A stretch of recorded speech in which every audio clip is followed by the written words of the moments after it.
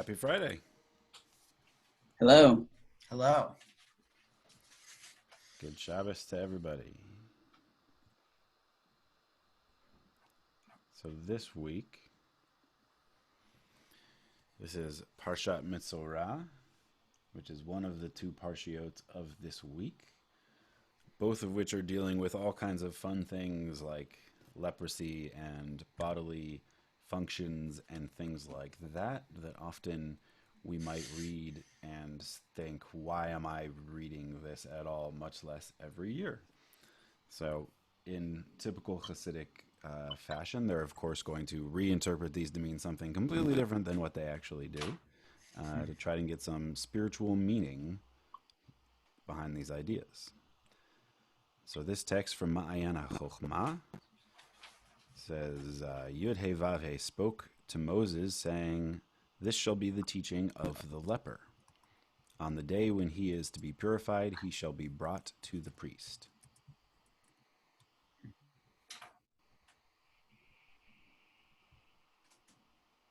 All right. Here we are being taught how to serve our Creator. When the evil urge comes along to tempt you with regard to any sin, God intends you to go perform the mitzvah that is that sin's very opposite. That is why the temptation to sin was sent to you, like the shell that you encounter before getting to the fruit. Hmm.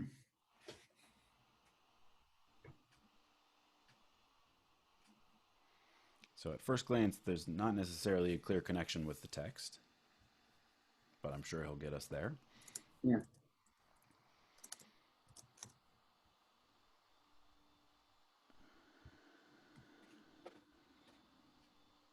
Yeah, it's interesting.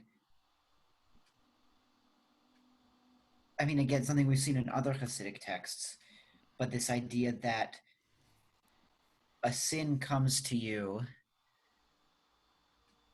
and it's actually just as much a sacred opportunity as, a mitzvah. A temptation comes to you, and it's directed towards you from God for a reason, which is, whether or not the language of sin really speaks to me, which, yeah, I mean, okay, it doesn't, but um, if I think about it as like an obstacle or a challenge or temptation, to do something that would be hurtful to me, it's interesting to think about that as something purposeful as opposed to something that I should just, resent and get over. Hmm. Yeah, and it's again another good. It's these are the Hasidim at it again. It's everything contains both positive and negative aspects. Both contains the opportunity to sanctify and to degrade. Mitzvah and chait all in the same time. Um, so nothing as it is what it seems on the surface of it. Mm-hmm. Which raises the question about evil, right? What is, the term evil urge it's such a loaded term in English, and of course it is in Hebrew too. But evil sometimes in the texts doesn't seem to be the real right meaning of the word, right? The evil urge is more of the urge that leads you towards evil, not that the urge itself is inherently evil. Mm-hmm. What's Mm-hmm. the Hebrew? Yetzer hara, right? Right. Okay. Yeah. I mean, I haven't looked it up, but that's what I'm assuming it is. Right. Um, Yeah. No, that makes sense. That's a good parsing of it. It should be when the urge comes to um, lead you on the evil path. mhm. Right. There's a old midrash whereby I believe it's King Solomon um, decides to go out and capture the evil urge and make it prisoner. And so he goes on this long, mythic quest and captures the evil urge, puts it in a cage, and they notice that the next day no houses are built and the chickens aren't laying eggs. And so they realize that inherently necessary for this world to function and for us to function in this world are all of these, what we might call animal instincts, or what Judaism typically calls the evil urge, which begs the question, is evil really the right word? Mm-hmm. Yeah. But here it's leading you to sin. It's not defined as a negative thing. Well, it's potentially leading you to sin.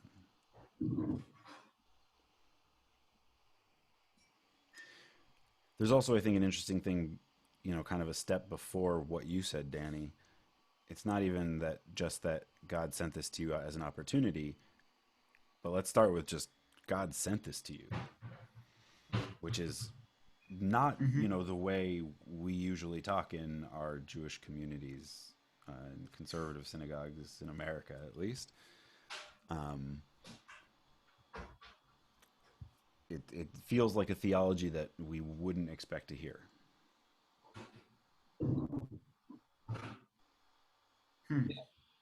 Yeah, absolutely. I I mean, it's. Oh, go ahead, Rabbi Avi. I think it. I think you can internalize it. It's not an outgoing. It's not an external force. Make it an internal voice, and then it becomes very palatable for most people. As opposed to God sending it. Yeah. No, meaning there's an inner voice. That voice that is speaking is God. Mm-hmm.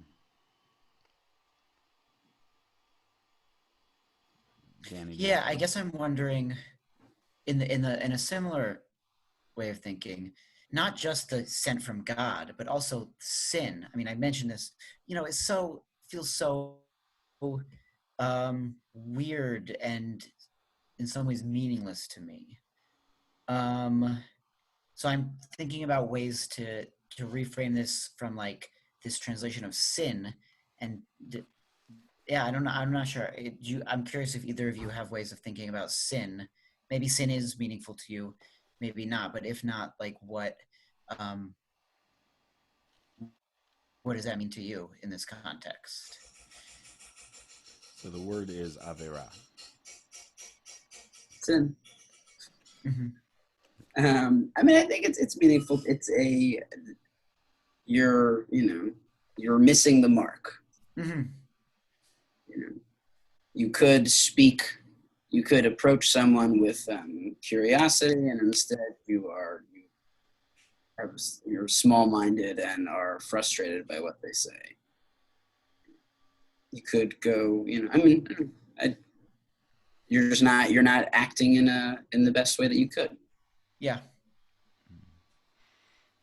I would translate avera, we sometimes see it as transgression, right? So la'avor, to pass.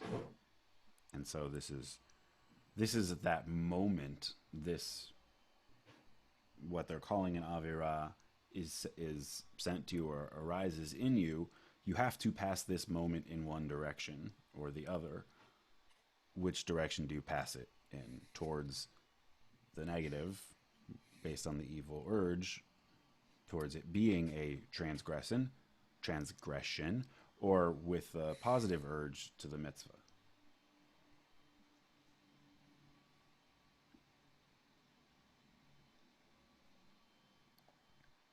Mm-hmm. All right. When you want to eat a nut, you have to first take it by its shell, breaking through the shell in order to get at that which lies inside it. You just can't get to that nut meat without going through the shell. Nut meat. I know. That's what I Just eat. you can't get to it any other way. Good old nut meat. Yeah, as a vegetarian, Yeah. Gio, is that something you eat? Yeah. When people say I don't eat meat, I eat nut meat.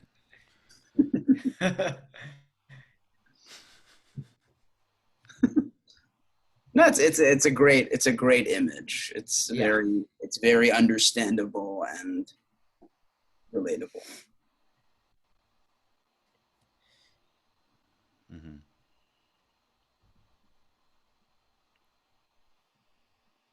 Either of you want to say anything more on that paragraph? I mean, I don't know exactly where he's going to go with this, but one of the things that strikes me about this image, um, so the sin is the shell around the nut meat, right?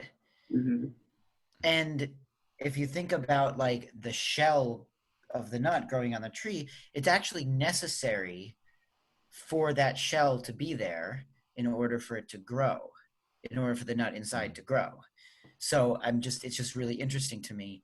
That suggests that you couldn't have the good thing without the sin or without the temptation to sin. It's Interesting. not just like, oh, we got to get through this hurdle. The hurdle's actually an essential part of it. Right. And to take that even one step further, what does the shell of a nut do? It protects it, right? It keeps it safe, Exactly. Right. which I don't know what it means Right. in the metaphor here, that your sin protects, not your sin, your sin potential, perhaps, protects the mitzvah. I mean, that's, whoa. Yeah, it's interesting.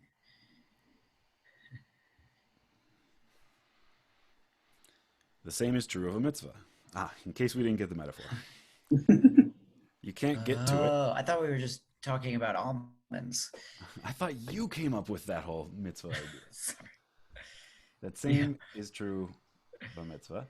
You can't get to it unless you break through the shell that opposes it. That is why when the evil urge tempts you toward a certain sin, you have to break down that desire by doing the mitzvah that is its opposite. If you do not, even if you break down the evil urge and do not transgress, it will come to naught. That evil urge will return to you because you did not do the mitzvah, the act of turning toward the good. But when your intent is breaking through evil, but when your intent in breaking through evil is to get to the inner mitzvah, God promises that you will complete the journey and truly fulfill it.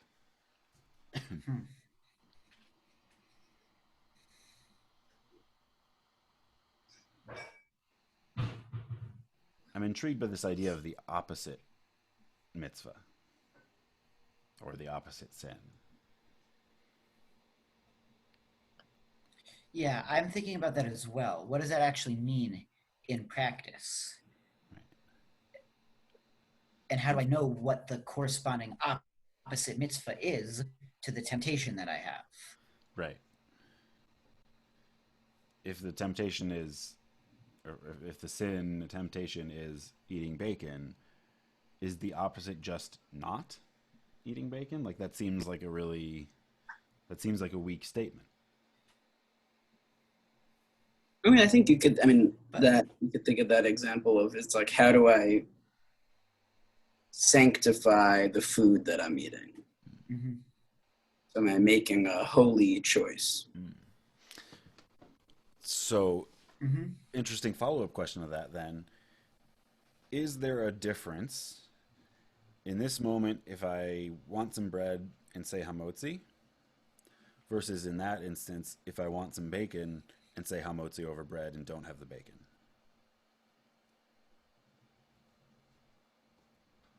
I'm not sure I Do understood. you So this is do saying, you mean yeah, go ahead. you want me to restate it? Yeah. Okay. So the he's talking about having urge and you only defeat it by doing the opposite mitzvah, right? Which there are two steps to that, having the negative urge and taking the positive step, right? I happen to not be moved to eat bacon, so like whatever, if I sit down and eat a piece of bread and say hamotzi, the whole not eating bacon thing is irrelevant, right? I wasn't having that urge, so I didn't turn it to the side. Versus if someone else who did like bacon or eat bacon had that urge and said, no, I'm going to sit down and have bread instead and say hamotzi, is there an intrinsic difference between those two situations?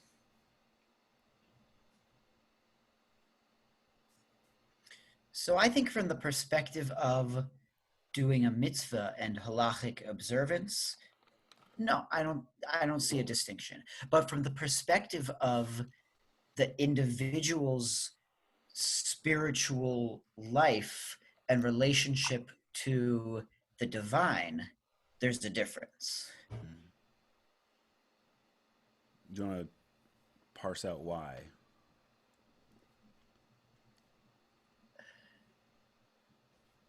Yeah, I mean, this food analogy is helpful for me, right? So if I go right now and I eat food that's in line with my values and I say a bracha over it, and it's an intentional, mindful experience, then that's great. And I've lived in line with my values. But if I do that as a response to craving McDonald's, then I haven't just lived in line with my values. I've actually come to sort of understand and redirect some of my own maybe negative or harmful or just challenging inner processes and habits. And that's a transformative thing. Mm-hmm. I don't know if that makes sense as a response to your follow question.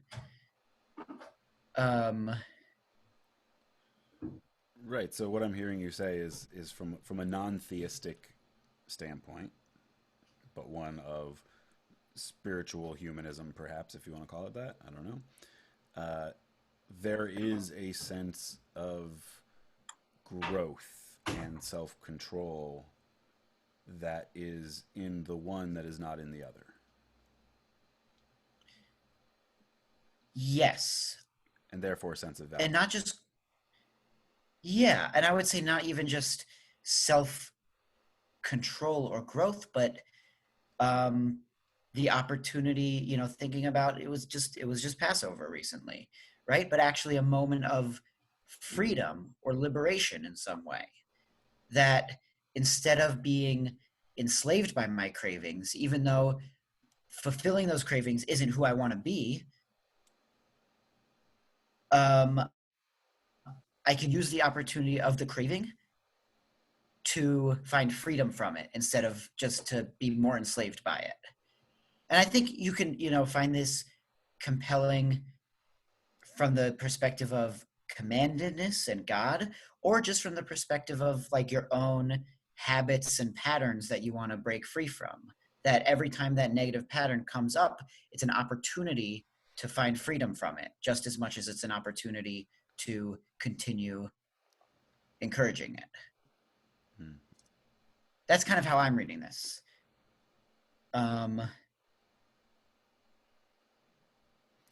It's interesting then to think of all those parents out there who are quarantined with their kids for month and a half, whatever it's been. That moment where the kid is pushing your buttons and you feel yourself start to get angry. It's not that they're making you angry. It's that you are being provided with an opportunity to mindfully overcome the urge to get angry.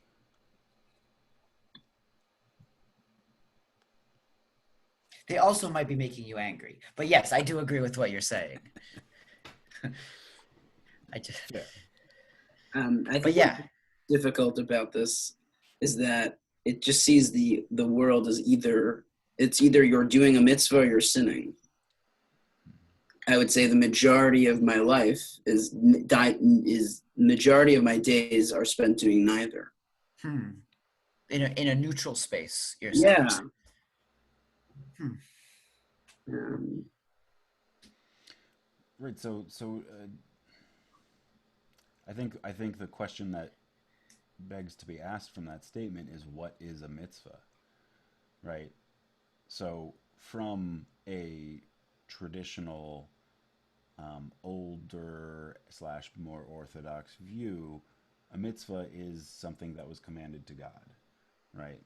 A lot of us that grow up in the current day in conservative or reformed traditions are told a mitzvah is a good deed, right?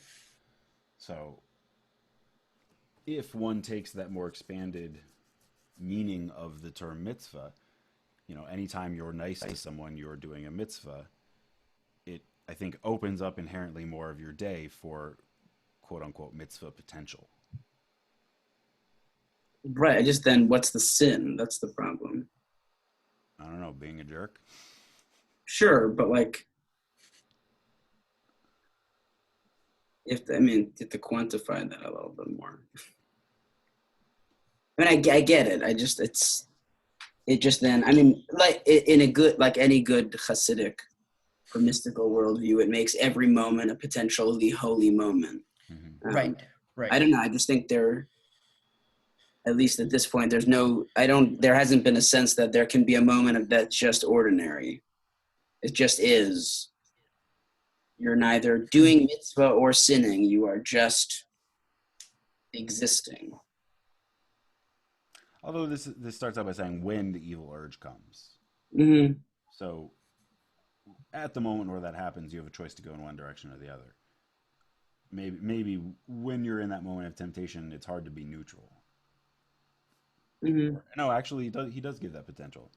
He says, even if you break down the evil urge and don't transgress, it'll come to naught, right? That's where you say, okay, I'm just going to get up and walk away. I'm not going to do this.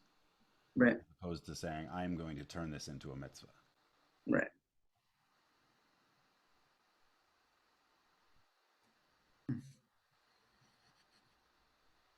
I don't know which version of mitzvah he has in mind when he writes this.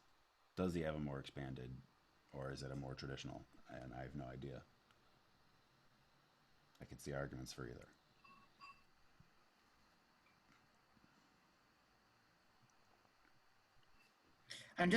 I'm struck by this language of, again, by the nut analogy and the language that he uses here, the inner mitzvah, as if within the sin there's a mitzvah, like actually inside it in some way. I don't really understand that. Because the way we've been talking about it and the way that makes more sense to me is like, there's this sin, I'm going to turn away from and declare for the mitzvah. Mm-hmm. But his language, I think, implies it's actually not that. It's here's this thing going to go into it for the mitzvah. Mm-hmm. Right. Yeah. Which I don't quite understand that. Well, I think I think it's like if you break down whatever that urge is, there could be a way of channeling that desire towards something good. Mm-hmm. Mm-hmm. So let's say it's the example of like not treating someone nicely. I don't know. Let me see if I can get myself out of this one. But like, it's, I guess, what would you say? It's I'm interacting with someone and then I make fun of them or I put them down. Uh-huh. So where's I guess the core of that is some type of wanting to maybe feel good about myself. I don't know. I'm just trying to. Yeah. So how do you make yourself, there are other ways to do that in your interaction with someone else. That's good. That is helpful. Instead of turning away from the desire to belittle this person, if I actually face it, see what's under there, Mm-hmm. then I can think, oh wow, I'm actually insecure, and that's what I'm responding to, or what the case may be. Yeah. Yeah, that's great. Yeah, no, that's helpful. If I just ignore it, I'm still gonna feel the same way about myself, which means that I'm still in another situation gonna want to put someone down to raise myself up. Right. If instead I take a moment to say, hey, what's great about me? Or whatever the case may be, to try and lift myself up. Maybe not once, but with enough times that can actually essentially defeat that urge, perhaps, to put others down. Right. I imagine there's some type of psychological term or concept for this. I just don't know what the name of it is. Probably. Yeah. Reverse psychology action. I don't know. I don't know. There's probably something that someone's written about. Like, you get to the point, you don't, No. Right. It's It's the. interesting, though. I mean, Go ahead. go ahead, Joe. I was just going to say, Gio, you said, over time, eventually, maybe you find that that desire actually just goes away. And that's sort of what I would say as well. What he seems to be saying here is more strident. God promises that you will complete that journey and truly fulfill it. Which, like, yeah, I don't know. That feels like a beautiful promise, and also kind of, how long does he think this takes, right? I don't know. Mm-hmm.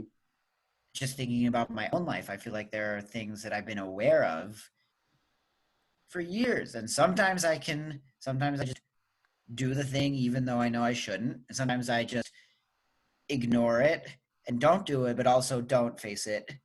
And sometimes I face it and actually, find what's in it. Either way, that desire doesn't go away. So I guess I'm thinking, like, do I just need to keep doing it for longer and it'll happen? Or I guess what I'm saying is I don't know if I believe him, but I want to believe him that the underlying temptation goes away. Right. Well, I think if you're channeling it towards something positive, then Mm-hmm. perhaps it will. It may take your whole lifetime, but perhaps it will. I think Yeah. it's easy to read that sentence and think it means, you want to do it? God's going to just make it happen. And I don't think that's his point. I think he's saying, yeah, it's going to take work. It's going to take a long time. It's going to take doing it over and over and over again. But if that's what you really want to do and you keep being persistent, you can get there. Mm-hmm. There's a line in the Talmud that says when someone comes to repent, they help that person to repent. They, meaning God or the angels or whatever. The idea being, like, it's not that you want to, therefore it automatically happens. But, like, if you really want to, you're going to get some little help, whatever that means. And it might not even be clear and you might not even see it. But it's like it's a supporting statement, right? You're going to get some help, even if you can't see it. Yeah.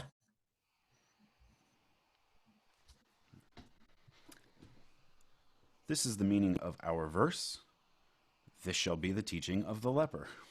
Great, we got back to that. Leper is Metzora. I mean, he's pronouncing it like how a Hasidic Rebbe would. Yeah.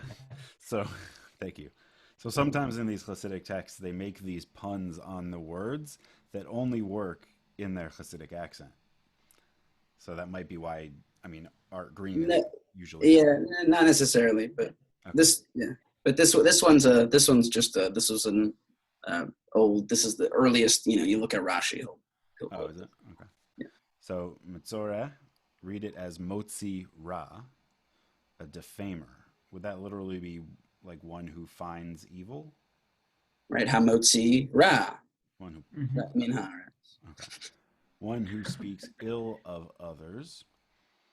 When an opportunity to do evil is at hand, this is what it should teach you. Your intent in breaking through evil should be the brightness of the mitzvah, the day when that person is to be purified by good speech. Then, the Torah assures us, that person will be brought to the priest, coming before God in perfect service of the mitzvah.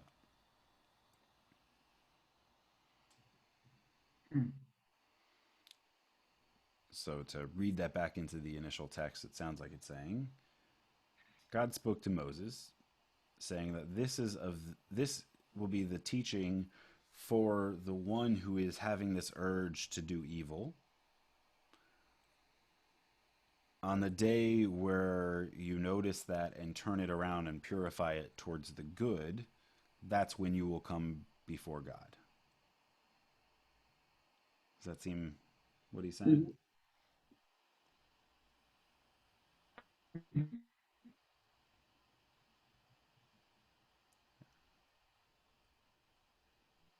Yeah, this is the right because this is the Torah for the Metzora. This is the teaching. This is the instruction for the person who is desiring to speak evil.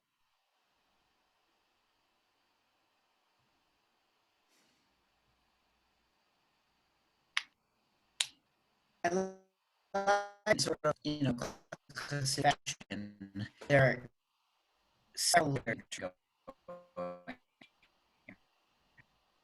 You're breaking up, Danny. Okay. I'll try again in a minute. You guys can. I'll see if it comes back together. It's an opportunity to practice the patience for the internet to come back strong.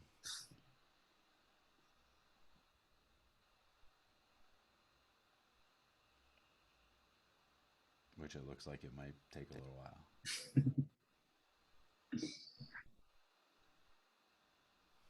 Yeah, you guys, I don't know if you can hear, I'm hearing you broken up, so. Okay. This'll, Maybe you want to type it in the chat box, whatever you were going to say, and we'll read it out loud. I think you might have to read that, AB, because I don't think I can. Oh, maybe I'll chat that.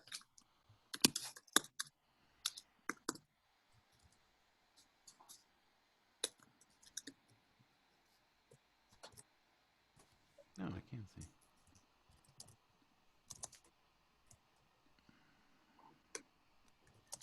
All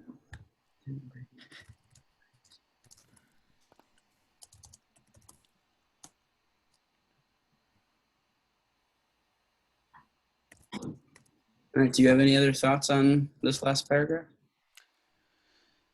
I like this this image of your intent in breaking through evil should be the brightness of the mitzvah. I'm not sure what I make of it, but I really like that image, right? You know, obviously it's playing off what he's already said, but that you have this dark shell that you're breaking through. You're not just touching the shell. You're not grabbing the shell. You're not taking it for yourself, but you're specifically, and you're not avoiding the shell. You're going through it for the point of reaching the inside, which is this brightness. Danny said, there are 2 extra levels of rereading taking place here. 1, he rereads this verse as being about someone who defames others. And 2, he rereads someone who defames others to find a universal spiritual message about all sin and temptation. Great. Thanks, Danny. Yeah, I mean, I think the first piece is about, I mean, this is any sin. So anything. Yeah. The proof text, so to speak, is the specific sin of speech here. Right. That is interesting that it's specifically about speech, which I think is actually something probably pretty relatable because it's something that we are constantly doing and we always are probably in need of repairing and working on is our own speech. And someone who defames others. It's interesting to me. I would say it's interesting to me that the person who sins through speech is the fundamental starting point for this. Yeah, there's something, yeah. I mean, I think at least for the, mystics, the sense is that when you speak, you have holy capacities and God creates the world through speech. So that's, yeah, it's an important thing to work on. And you also have the opposite. When you speak, you have the ability to destroy. There's in the mystical tradition just a very real sense of words being real and powerful. Those who are familiar, which most of us are, with the phrase abracadabra, it's actually originally Aramaic for I will create as I speak, meaning when I say something, it will become true.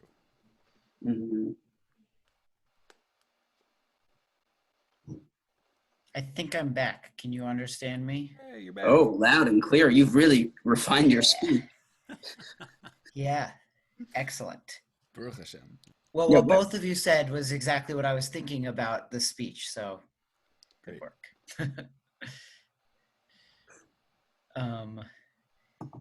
Yeah. Okay. Any last thoughts before we read the summary? No.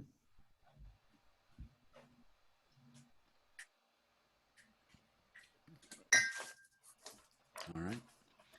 This teaching reflects a typically Hasidic attitude. Turn from evil and do good, says the psalmist. You must turn from evil in order to do good. Excuse me. You must turn from evil in order to do good, might be how he's saying it. A religious life that is all about avoiding sin will turn one toward too much cringing and not enough acting on the love of God. You'll actually end up further away. Interesting. Religion needs to be a positive force in one's life, not just a protective shield against sin. Mm-hmm. I like that. Yeah. Judaism shouldn't become to you what you're not allowed to do. Yeah. Because then that's not Judaism. That's just something that you don't want to practice. Yeah. Well said. Yeah. Absolutely. Cool. Well, thank you both. Thank you, everyone that tuned in. Yeah, thank Good you. Shabbos. Yeah, shakach. Shkach. Yasher We koach. hope to Good see y'all Shabbos, soon. everybody. Bye. Yeah. Absolutely. Take care.